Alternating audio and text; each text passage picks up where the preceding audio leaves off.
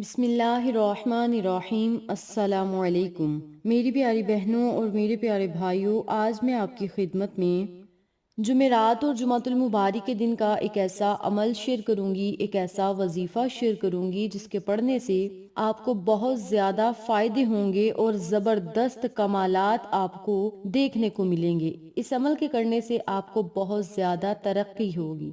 اللہ کریم بہت جلد آپ کی حاجات اور ضروریات کو پورا کرے گا، اور جو اللہ رب العزت سے آپ مانگیں گے اللہ کریم آپ کی ہر دعا کو بھی قبول فرمائے گا۔ اس کے علاوہ جو بھی آپ کی پریشانی ہوگی، مصیبت ہوگی، اللہ کریم اسے بھی ختم کرے گا۔ غموں سے آپ کو نجات ملے گی۔ آپ کی اولاد نافرمان ہے تو وہ بھی فرما بردار ہوگی۔ اللہ رب العزت آپ کے مال و دولت میں بے بہا اضافہ کرے گا اور مال و دولت کو بڑھانے کے لیے اسباب پیدا کرے گا۔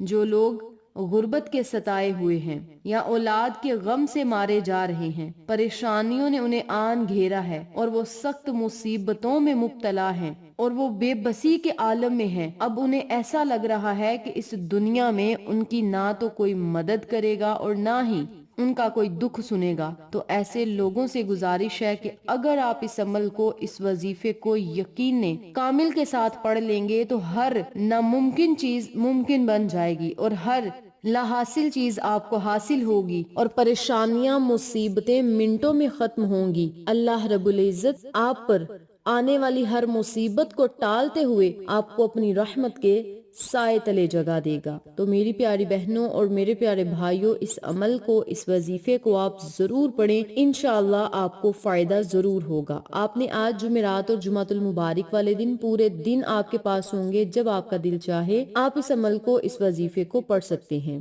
سب سے پہلے آپ نے 11 مرتبہ درود پاک پڑھنا ہے، چاہے درود ابراہیمی پڑھ لیں یا کوئی چھوٹے سے چھوٹا درود پاک پڑھ لیں، چاہے صلی اللہ علیہ وسلم ہی پڑھ لیں، یہ آپ کی اپنی مرضی ہے، لیکن درود ابراہیمی کی زیادہ فضیلت ہے، تو آپ نے کیا کرنا ہے، 11 مرتبہ درود پاک پڑھنا ہے۔ درود پڑھنے کے بعد آپ نے بسم اللہ الرحمن الرحیم پڑھنی ہے، اور پھر آپ نے سورۃ الکوثر کی تلاوت کرنی ہے، یعنی سورۃ الکوثر پڑھنی ہے۔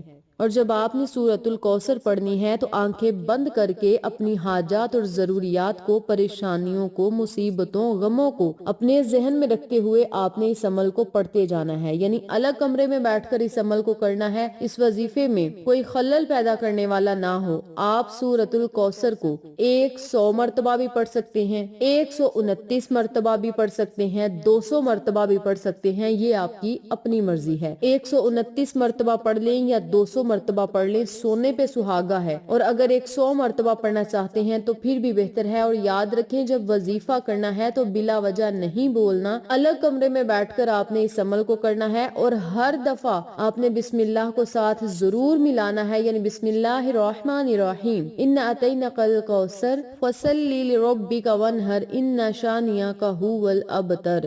ان کلمات کو آپ نے جب پڑھنا ہے پھر دوبارہ بسم اللہ شریف پڑھنی ہے، پھر سورۃ الکوثر پڑھنی ہے۔ اسی طریقے سے آپ نے 129 مرتبہ یا 200 مرتبہ سورۃ الکوثر پڑھنی ہے، آخر میں پھر درود پاک پڑھنا ہے۔ آنکھوں کو آپ نے پھر بند کر کے اللہ رب العزت سے اپنی حاجت کے لیے، اپنے مقصد کے لیے، پریشانی کے لیے، مصیبت اور غموں کو ختم کرنے کے لیے اللہ رب العزت سے خوب دعائیں کریں، التجائیں کریں۔ یہ وظیفہ اللہ رب العزت سے اپنی حاجات کو منوانے کا بڑا خاص عمل ہے، پریشانیوں کو ختم کرانے کا بڑا خاص عمل ہے، نبوی عمل ہے۔ اس عمل کے پڑھنے سے پریشانیاں بھی ختم ہوں گی، دل کو سکون ملے گا، اللہ کریم آپ کے دل کو خوشحال کرے گا، اور جو بھی آپ کا مسئلہ ہوگا انشاءاللہ وہ ختم ہوگا۔ اس عمل کو آپ جمعرات کے دن سے شروع کریں، جمعہ کے دن بھی پڑھیں، اور پھر اس عمل کو آپ نے 3 دن یا 7 دن تک جاری رکھنا ہے، جب تک آپ کا مسئلہ حل نہیں ہوتا۔ اس عمل کو بہت زیادہ پڑھیں، انشاءاللہ اس عمل کی برکت سے ہی اللہ رب العزت آپ کے سارے معاملات کو